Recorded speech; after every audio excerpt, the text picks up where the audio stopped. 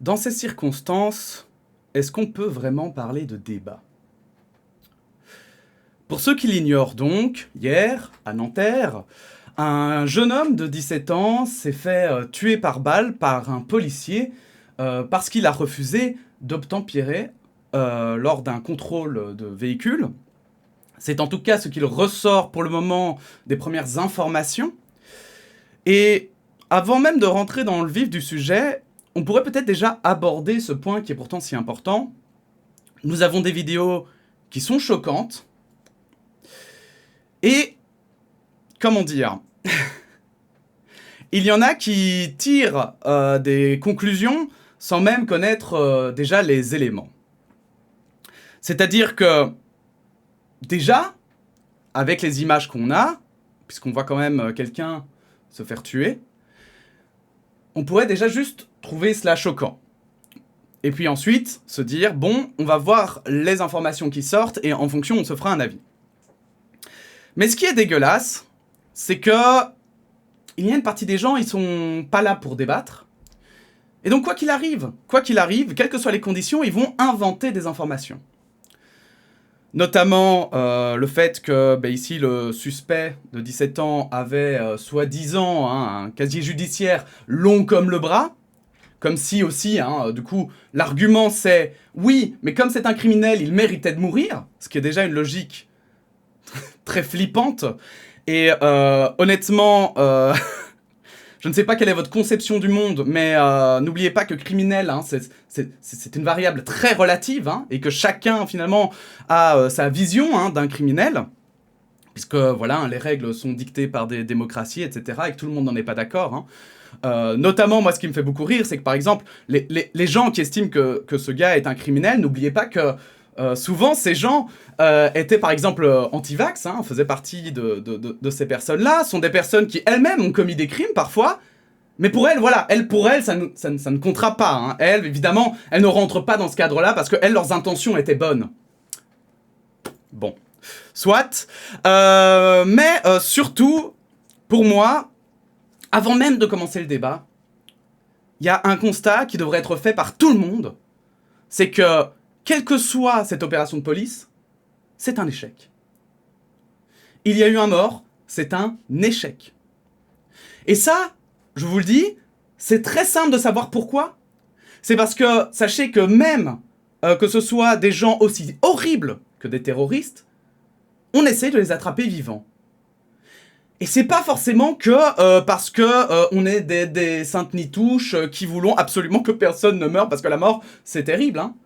C'est parce qu'aussi, en fait, sachez que quand on arrête quelqu'un pour des faits graves, par exemple, on a envie de, pourquoi pas, avoir des informations, peut-être, sur ces faits, d'avoir des informations supplémentaires, d'avoir... Parce que vous savez, même si la personne ne va donner que très peu d'informations, on va très peu parler, il y a toujours moyen, quand même, de pouvoir glaner des choses, et puis ensuite, avec le temps aussi, parfois, j'avais déjà entendu, moi, justement, que par les terroristes qui avaient été arrêtés, ils avaient pu, parfois, en discutant avec, au fil des mois, comprendre certains mécanismes beaucoup plus rapidement et permettre donc des interventions plus rapides pour d'autres affaires sans que la personne le dise clairement, en fait. Donc voilà pourquoi est-ce qu'en fait on essaye déjà de pas tuer quelqu'un, en dehors du fait aussi que, je vous le rappelle, puisque si ces gens-là souvent sautent sur les pauvres, les pauvres accusés, par exemple, d'agression sexuelle, etc., pour dire « Et la présomption d'innocence, c'est aussi pour ça, qu'on ne tue pas les gens, en fait. Qu'une opération de police pour arrêter quelqu'un où on arrive à la fin à ce que quelqu'un soit mort, et notamment le suspect, c'est aussi un échec pour ça. Parce qu'en fait, en justice, il y a la présomption d'innocence aussi, en fait. Vous savez ce truc-là? Bon, c'est pas à degré variable, c'est pas quand c'est un agresseur sexuel, ça existe, mais quand c'est un jeune de 17 ans dans sa voiture, ça n'existe plus, d'accord? Ça ne marche pas comme ça. Donc, je pense que moi, personnellement, c'est ça qui m'a choqué en premier, c'est que la police est incapable de dire que cette opération est un échec total, critique, et que qu'importe les raisons, qu'importe si c'est un criminel multirécidiviste ou pas, le fait que le suspect soit mort démontre qu'on aurait peut-être pu faire mieux. Et c'est ça, en fait, qu'il faut déterminer. Est-ce qu'on aurait pu faire mieux? en dehors même, je vais dire, des responsabilités et d'une éventuelle légitime défense ou non. Quand on n'a pas encore les éléments, c'est parfois difficile à dire.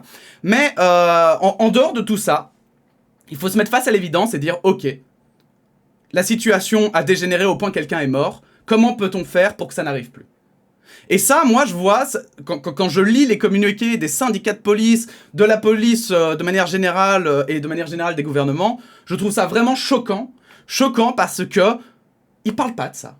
Jamais, non, c'est jamais, il n'y a jamais d'erreur. On va partir en premier sur la thèse que le policier a bien fait son travail, on va parler de contexte, etc. Bref, on va tout faire, finalement, pour éviter la responsabilité de devoir dire, bah, on aurait pu peut-être faire mieux. Bref, rentrons dans le vif du sujet, ça fait déjà 5 minutes de vidéo, on n'a même pas encore commencé à parler vraiment du plus important, c'est-à-dire les preuves qui sont pour le moment sous nos yeux, et ce qu'on peut en dire. Bref, mettez votre casque, préparez-vous, on va regarder tout ça ensemble. Et vous voyez, donc tous les liens sont dans la description, évidemment, si vous voulez checker où est-ce que j'ai été glaner mes informations, bien sûr. Voilà, enfin, c'est les différentes sources que je vous montre. Allez, c'est parti pour un moment... Pour un moment.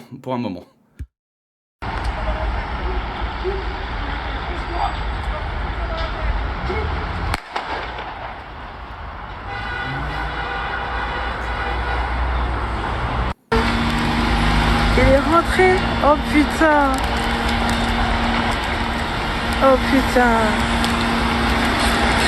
Chaud. Ils ont tiré, wesh. Il est mort, wesh. C'est fini. Eh, c'est fini pour lui. Je sais pas qu'est-ce qu'il a fait, mais c'est fini. C'est très triste parce que c'est vrai, c'est effectivement fini pour lui. Alors ici, il y a grand débat parce que donc juste avant qu'il tire, il dit l'autre policier dit quelque chose et on ne sait pas trop ce qu'il dit. Je vous le remets. On ne sait pas s'il dit shoot ou coupe. Genre coupe le moteur ou shoot tire à son collègue. Très étrange hein, de pouvoir d'ailleurs de dire à son collègue de tirer dans ce cas-là. Bon bref. Et nous avons une autre vidéo, vous allez voir, c'est important, c'est Bruno Attal, hein, et vous allez voir, on va pouvoir regarder sa magnifique vidéo YouTube. Qui savait hein, que policier, c'était aussi être youtubeur.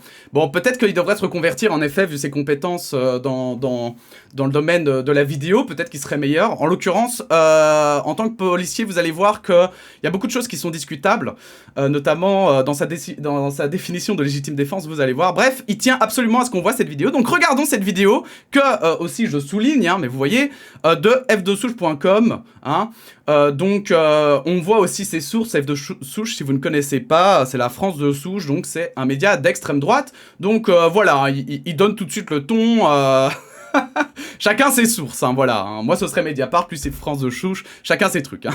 Bon c'est parti, on la regarde. T'es mort. Il a niqué sa go. Donc voilà, un angle de vue supplémentaire, ça fait jamais de mal en vrai, c'est pourquoi pas. Et en plus ici, vous allez voir, ça a son importance pour la vidéo que je vais vous montrer. Voilà, donc, vidéo de youtubeur, donc Bruno Attal, sur Touche pas à mon flic. J'avais pas vu au début, donc c'est pour ça je le souligne, c'est quand même exceptionnel, hein. On voit ici toute une maîtrise du marketing.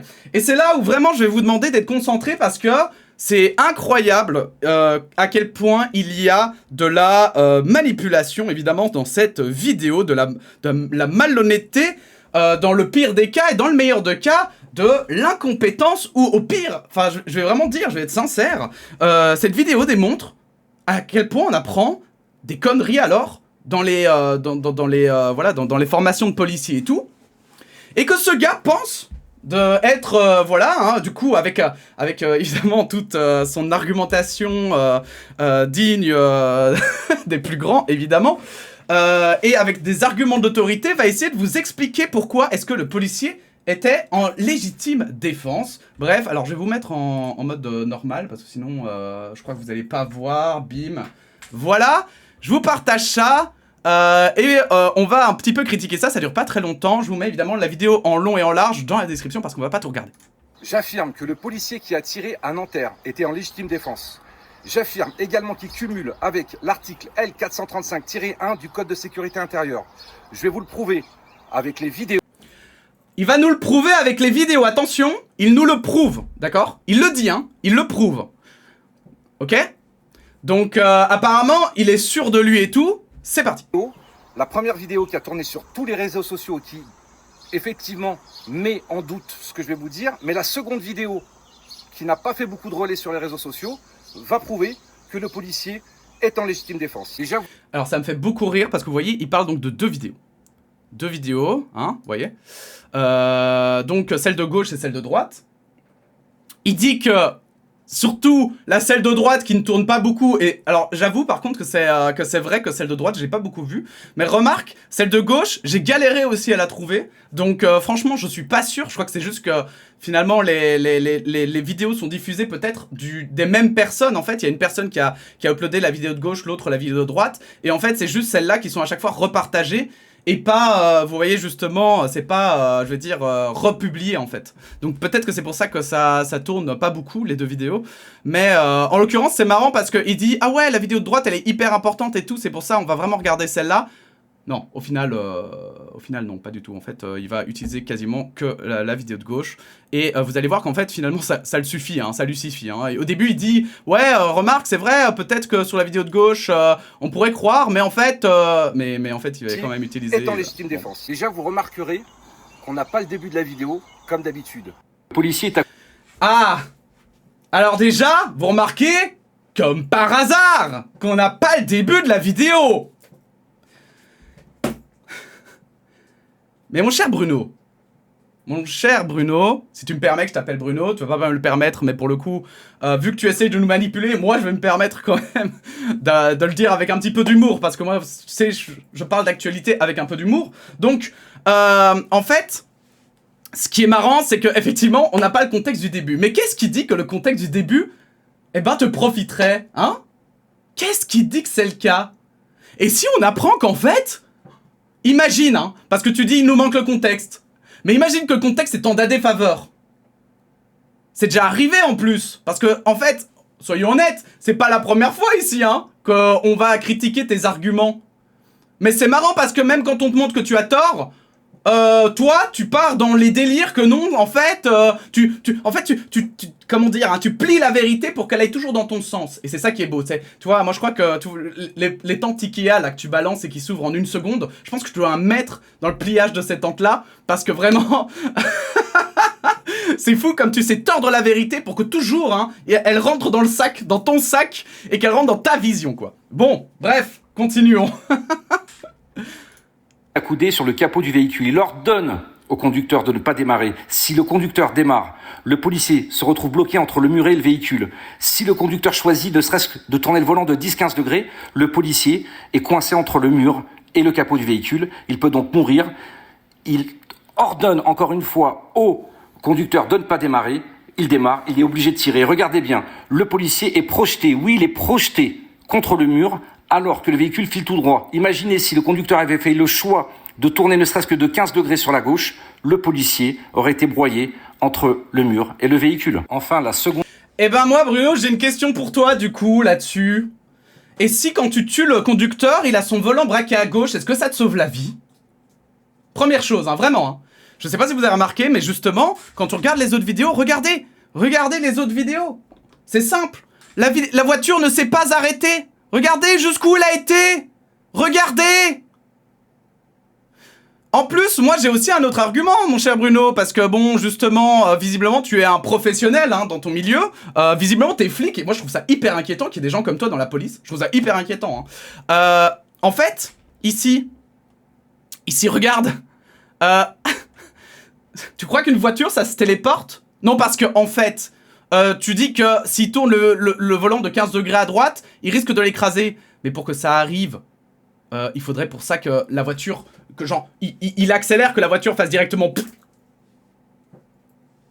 Si tu mets de 15 degrés... 15 degrés à gauche, en plus dans cet angle-là, mais si tu te mets à 15 degrés à gauche, et que tout à coup, tu avances en fait 15 degrés, ce sera clairement pas suffisant. Il faudrait vraiment qu'il ait son volant avec ses roues comme ça. Sauf que clairement, on voit... C'était censé être une course-poursuite. on voit bien que le gars, il avance tout droit. Donc les policiers sont au courant puisqu'ils peuvent voir les roues. Que le gars, normalement, hein, il est pas censé... il a pas ses roues vers la gauche. En plus, quel serait le sens pour le gars de foncer vers le mur à part, finalement, juste se coincer? Non, je sais pas. Bon, t'inquiète pas, on a d'autres arguments. Hein. Si t'es pas convaincu, on a d'autres arguments. Continuons, si vous voulez bien.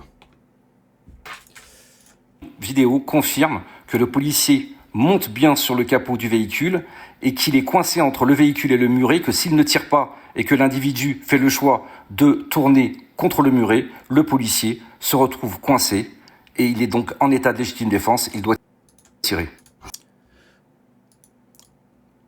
Ce sont ses seuls arguments, voilà. Là, vous avez vu tous les arguments, évidemment, de Monsieur Bruno Attal. Alors, si vous ne connaissez pas Monsieur Bruno Attal, c'est le secrétaire général adjoint du syndicat France Police et président de touchepasamonflic.com, hein, qui doit être vraiment un super site, bien sûr.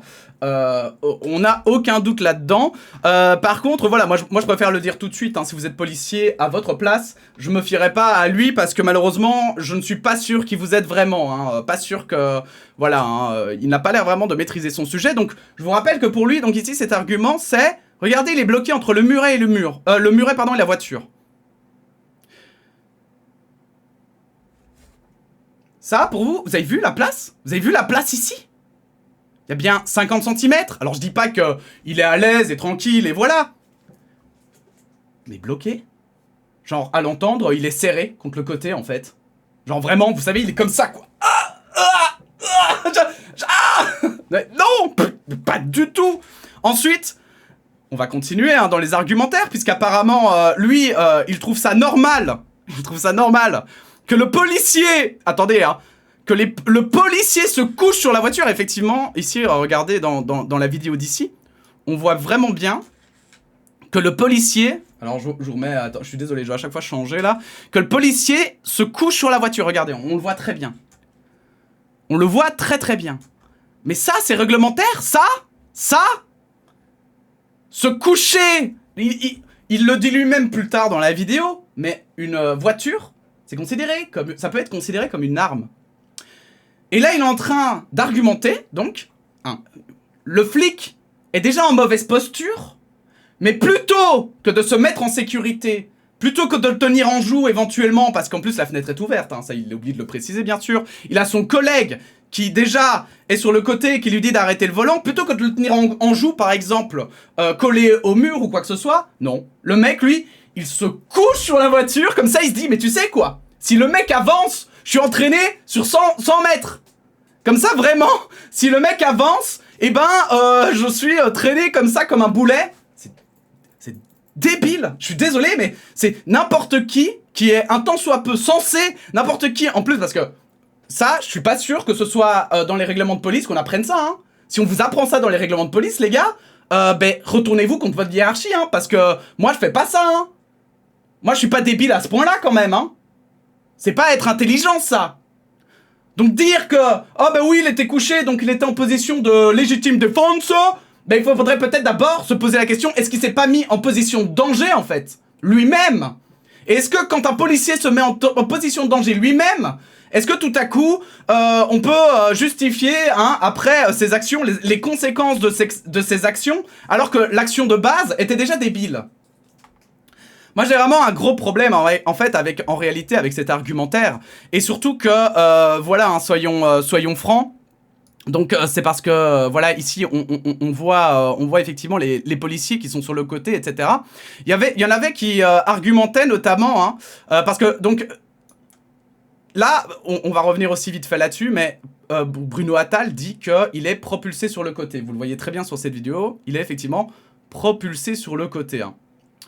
Sauf que il dit qu'il n'a pas la place et que donc il était en danger de mort. Alors déjà il doit être propulsé sur quoi? 2 mètres, 1 mètre ou 2. Comme vous pouvez le constater, hein, la voiture finalement, elle avance tout droit. Hein. Et même honnêtement, même si elle tournait sur le côté, je ne sais pas si vraiment il avait l'angle pour l'écraser sur le mur. Pour moi, ça me paraît être vraiment de la mauvaise foi, mais je veux bien être ouvert sur le fait que peut-être que c'est possible et que je n'ai pas les connaissances nécessaires ou quoi. Mais surtout, regardez, il retourne bien sur ses 2 jambes, etc. On voit bien qu'en fait, finalement... tout ce qu'il risquait, c'était juste d'être propulsé sur le côté. Donc c'est là aussi où quand je vous dis que c'est pas réglementaire, etc., moi j'y connais rien. Peut-être que c'est une posture réglementaire, mais dans le sens où il y a un moment donné aussi où le flic n'a pas l'air complètement débile, il s'est pas dit je vais me jeter sur le capot comme un cow-boy et je vais espérer que le mec ne redémarre jamais. Non, il était prêt à ce que le mec démarre en fait. Et en fait c'est logique puisque regardez, il lui a tiré quand même une balle dans la tête et le mec a quand même fait je sais pas combien de mètres. Parce que là on n'est plus du tout on n'est plus du tout dans la rue ici. Je sais pas du tout où on est par rapport à la situation de base, mais clairement, en tout cas, on n'est plus au même endroit. Donc c'est vraiment très bizarre. Cette logique est vraiment pétée du huc, puisque en plus, en lui tirant dans la tête, le mec ne s'est pas arrêté. Au contraire, sa voiture a continué à avancer. Que c'est encore plus dangereux d'avoir une voiture qui avance au milieu de la circulation sans que tu maîtrises rien du tout, sachant que on sait maintenant qu'il y avait une voiture quand même qui était ici devant, hein, puisque cette voiture était devant. Et donc, potentiellement des voitures derrière. Et regardez, ici, on voit aussi des voitures sur le côté qui passent. Ici, on le voit. Regardez. Juste là. Voiture sur le côté. Donc, il y avait encore des voitures qui passaient. Il y avait encore des voitures qui passaient. Et tu vas me dire que ça, c'était plus safe que d'éventuellement prendre la plaque du gars et se dire on va voir plus tard. Vous savez, et c'est là, je vais dire un dernier point que monsieur aussi, Bruno Attal, semble complètement oublié, hein, et qu'il ne propose pas aux gens, c'est de regarder un petit peu ce qui se fait dans d'autres pays. Comment est-ce qu'on arrête les véhicules? Vous savez? Et c'est ça qui est intéressant, c'est que quand on discute toujours de ces débats sur ces fameuses voitures qui tout à coup n'obtempèrent pas, moi je me souviens, alors c'était, je le prends pour exemple parce que c'était un vieux documentaire, alors malheureusement ça c'est, je sais plus, c'était dans un de ces documentaires un peu à la con sur la police belge, et c'était notamment sur les courses-poursuites en Belgique, et les policiers expliquaient qu'en fait, plutôt que de faire une course-poursuite, par exemple, dans une ville où il y a beaucoup de voitures, de passants, où les dangers sont nombreux, en fait, eh bien, si une voiture, par exemple, roulait en excès de vitesse ou alors avait refusé d'obtempérer pour un contrôle, ils préféraient choper la plaque ou le suivre en hélicoptère plutôt qu'en fait de faire une course-poursuite, d'autant plus si la personne était dangereuse au volant. C'est-à-dire qu'ils préfèrent laisser quelqu'un qui roule dangereusement, mais ne plus être poursuivi par la police et donc pouvoir rouler plus tranquillement, à pouvoir se concentrer sur la route, sur son véhicule, sur ce qui l'entoure, plutôt qu'en fait de faire une course-poursuite de barjots comme des cow-boys et d'espérer qu'en fait on va blesser personne et que le mec il est à faire attention partout tout autour de lui, en fait.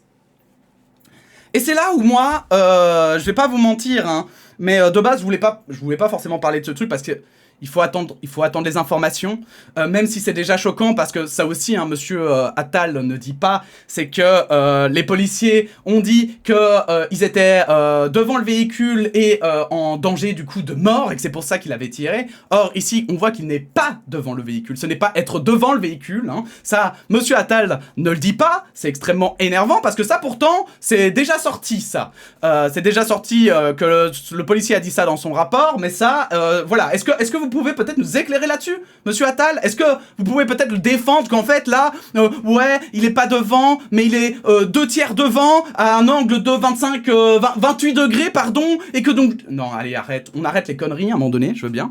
On arrête les conneries. On rappelle qu'il y a un jeune de 17 ans qui est mort pour ça. Qui est mort. Que finalement, d'après les informations qui semblent de plus en plus perfusées, percolées, il n'avait pas de casier judiciaire. Hein. On rappelle évidemment au cas où... Hein, au cas où, tout à coup, ce serait pertinent, parce que bien sûr, voilà, pour monsieur Attal, quand on est un criminel, on ne mérite visiblement plus de vivre dans ce monde, hein. En tout cas, on peut être abattu par la police quand on veut, la police a droit de vie ou de mort sur toi, voilà, c'est même pas ta tronche, hein, par exemple, et donc, voilà, moi, je vais pas vous mentir, mais c'est vraiment terrifiant, il faut pas commencer à juste croire sur l'argument d'autorité, hein, sur le fait que monsieur soit un policier et que donc du coup il doit tout connaître, que eh bien ces arguments sont valides. Non, je vais pas vous mentir, mais ces arguments, c'est de la manipulation dégueulasse, juste pour son idéologie, qu'il ne cache qu'à peine, et qui est vraiment dégueulasse. Et d'ailleurs, si vous allez sur Twitter, je vais essayer de... Je sais pas si on le voit ici, voilà, on le voit ici. Regardez... Ici sur Twitter, on voit qu'il y a aussi Lola qui est beaucoup citée. Alors Lola, c'est simplement une jeune fille, je crois, qui a été aussi assassinée. Enfin, c'est juste un crime qui a été commis, qui je pense est horrible. J'avoue que je m'en souviens plus très bien. Mais ce que je sais, c'est qu'effectivement, c'est juste l'extrême droite qui le reprend et c'est à vomir et c'est vraiment dégueulasse. C'est parce que c'est à chaque fois le seul exemple qu'ils ont qui va dans leur idéologie de, vous voyez, les étrangers, ils sont méchants. Regardez, quand on laisse des suspects faire des choses, eh bien ils sont méchants. Regardez. Bon bref, pour essayer de faire leur narratif qui n'existe que dans leur tête, on le rappelle, ils n'ont aucune donnée scientifique. En fait, c'est ça le plus grave. C'est que on peut, vous savez, ici sur cette chaîne, tout comme d'ailleurs Monsieur Attal, on peut débattre autant qu'on veut, hein. Mais il faut pas oublier aussi qu'il y a la science qui est là pour nous éclairer et il y a aussi les preuves et la justice. Et d'ailleurs, soit dit en passant, Monsieur Attal qui utilise un seul argument pour dédouaner le policier, bah on comprend comment ça se fait qu'à l'IGPN, ils n'inculpent plus personne, hein. C'est parce qu'effectivement, s'il leur suffit d'un argument pour dire bah oui, regardez, il est en danger, regardez, il a failli se casser un ongle, le policier. Vous avez vu? Il a failli se casser un ongle. Donc forcément, il est en danger de mort, hein. Allez hop, affaire suivante. Bref, pour moi, je vais vous dire très franchement, cette affaire est un échec. Point barre pour la police. Ça devrait être... la police devrait juste dire putain de merde. Comment est-ce qu'on aurait pu éviter ça? D'ailleurs, pour la parenthèse, hein, est-ce qu'ils n'auraient pas pu plutôt viser le pneu? Je sais pas, hein. Quand on est là, en fait, pourquoi t'es obligé de viser de la tête du gars? Hein? Je sais pas. Viser les pneus? Non? Non? Est-ce que tu peux pas... je sais pas, moi... Est-ce que vraiment, vous allez me dire... En fait, moi... c'est vraiment l'élément qui me tue le plus. C'est que il y a beaucoup de gens qui défendent la police, mais sans connaître les procédures. Sans savoir si, en fait, là, le flic, il a agi de la bonne manière ou pas. Sans savoir ce qu'il est dit à l'école de police. Et même, je vais dire, de manière générale, parce que c'est bien de regarder en France, mais si vous regardez en France, la police est très particulière en France. La police est hyper particulière. Et il n'y a pas que la police, hein, même la politique est hyper particulière.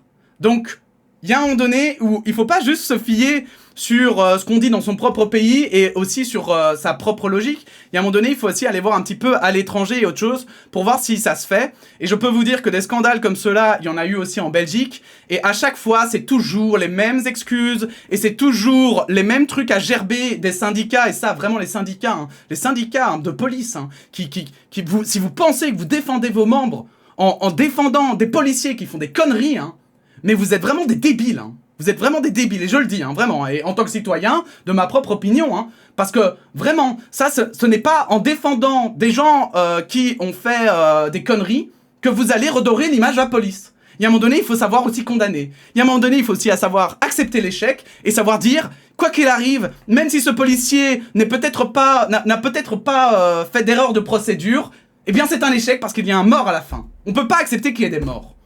Il y a un moment donné, il faut arrêter de rigoler, faut arrêter de dire ah ben si on veut plus de morts, on vit dans un monde de bisounours, hein. Non. Il y a un moment donné, arrêtez de faire semblant qu'on est obligé de tuer pour arrêter des gens. Ça ne se passe pas comme ça dans tous les pays du monde, donc arrêtez vos conneries, quoi. Bon bref, désolé. C'est des sujets qui me tombent un petit peu parfois. Et surtout, je vous avoue que c'est cette vidéo de manipulation où je vois qu'il y a tant de gens qui réagissent, tant de gens qui sont « Ouais, bah voilà, tu vois, machin », alors que c'est juste une vidéo qui va dans leur sens, une vidéo de 4 minutes où le mec ne fait que répéter en boucle la même chose, et les gens, comme ça va dans leur sens, ils se disent « Bon, ben c'est bon, affaire classée, c'est vrai, il a raison, machin ». Et non, ça se passe pas comme ça. Remettez-vous en doute, remettez-vous en question, ayez de l'esprit critique, même avec cette vidéo-ci, demandez-vous si ce que je dis est pertinent ou non, attendez que l'affaire avance, et puis une fois qu'on aura plus d'éléments, une fois que vraiment en plus, voilà, que nous aurons plus de choses à dire, on pourra savoir si ce policier aura fauté ou non. Mais même s'il n'a pas fauté, et c'est ça pour moi qui est le plus important, c'est que cette opération de police, on ne peut pas estimer que c'est une réussite. C'est un échec critique de la police qui a dû tuer un homme sans savoir l'arrêter. Aujourd'hui, en 2023, et ça, avec les moyens qu'on a, c'est catastrophique. Point barre. Bref, n'hésitez pas à commenter poliment la vidéo, évidemment. La liker, à la partager, à vous abonner si ça vous a plu. Toutes les sources sont dans la description. Et puis sinon, on se dit à bientôt pour de nouvelles actualités. Plus joyeuses, j'espère. Voilà, des bisous.